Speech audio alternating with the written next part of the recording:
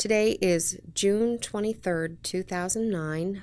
This is Lori Preston, and we are Ashley Hampton, class of 2010, is here as well, and we are interviewing for the Living Legacies Oral History Project Richard Buchanan Faris, class of 1957. Can you tell us a little bit about sort of the first time you recall hearing about Randolph-Macon? I guess I'd never heard about Randolph-Macon until I decided to go into the ministry, which was my senior year in high school. And then I went to see my pastor whose name was Harry Craver, about the call to the ministry and what all is involved and so forth. He was an alumnus of Randolph-Macon and pushed it pretty hard and thought that was an ideal place for a premill student to go. And so I had no other. Prior to that, I was planning to be an architect and go to Virginia Tech, but my plans changed with that call, and so that's the reason I ended up at Randolph-Macon. Okay. Can you tell us a little bit about the first time you saw campus? What were your impressions? Did you go there before you decided to attend the school? I don't remember going before I decided to attend it, and I didn't know anybody that was there or going there. I did go early because I played football, and so I went for the football training camp in middle of August, I guess it was. And that allowed me to get a little accommodated to the campus, to meet some people, and to get acquainted with some of the faculty.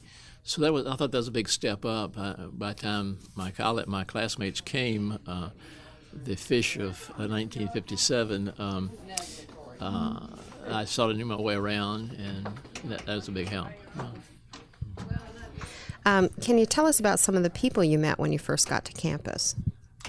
Most of them were football players, of course, and coaches, and some of the staff at the dining hall, which was really neat because we got to know the people that would serve us in the dining hall, and they were, I can't remember, maybe the names will come to me.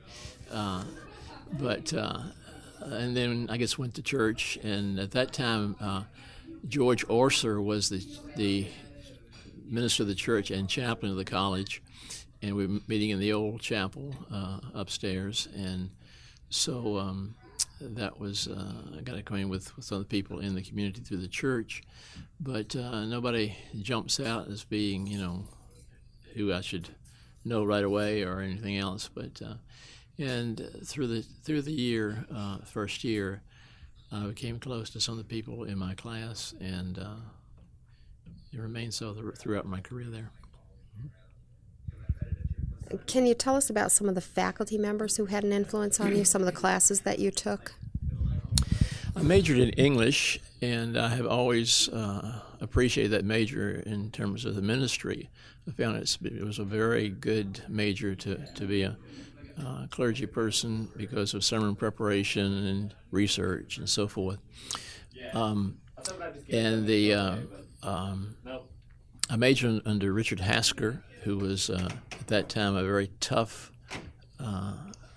professor, and so I wanted to get the toughest one I could to get a good major.